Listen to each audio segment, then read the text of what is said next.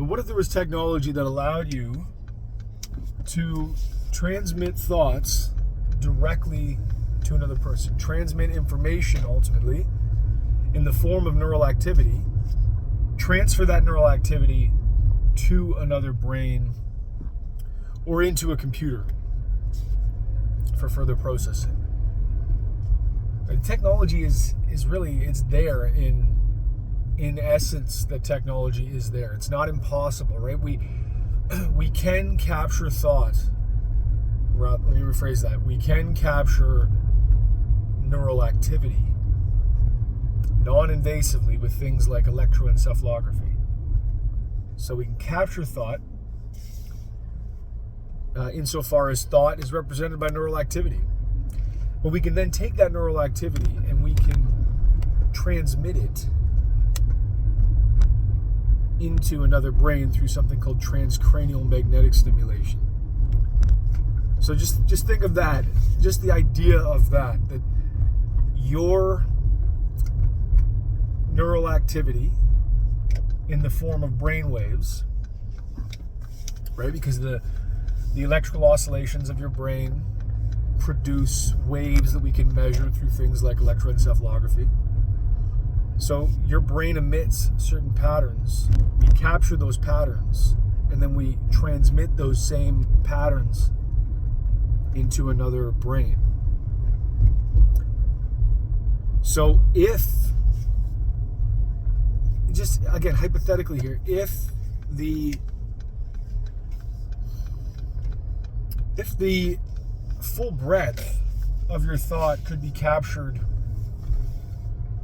in the form of these brain waves, or again, insofar as your thought is represented by the brain, and insofar as your thought is represented, that's really bright.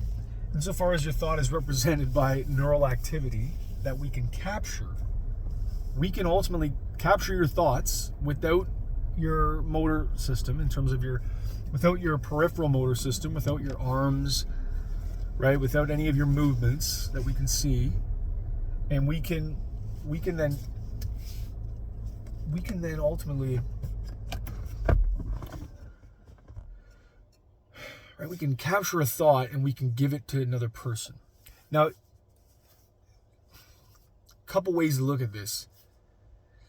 William James described thought as being amorphous and chaotic and rather incomplete, ultimately until we give it form through expression, right? So the earliest pioneers of psychology understood that thought in its raw form is chaotic and not really ready for interpretable communication, right? My brain right now is emitting all kinds of different patterns, and if you were to just have those patterns inputted into your head, you're not going to make sense of them because you have no reference point, right? You have no annotation of those waves.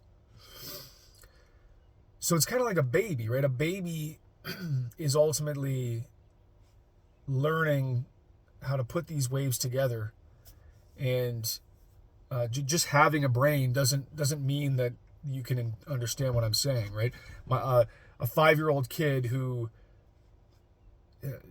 doesn't speak my language, if there's no communicable, transferable medium, he's not going to be able to understand what I'm saying or what I'm showing him just because he has a brain, right? It's how the brain is patterned, right?